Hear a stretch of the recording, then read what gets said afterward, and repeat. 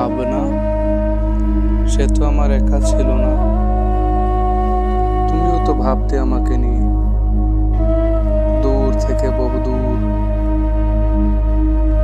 আজ তুমি অচেনা হয়ে গেলে, আর আমি সেই তো আগের মতোই আছি, এখনো তোমার স্মৃতি বুকে নিয়ে। তবে ভেবো না প্রিয়, তুমি সুখী হবে। কারো মন ভাঙলে কেউ কোনোদিন সুখী হতে পারে না, এটাই নিয়তি। তুমি ছিলে আমার জনম জনমের চেনা,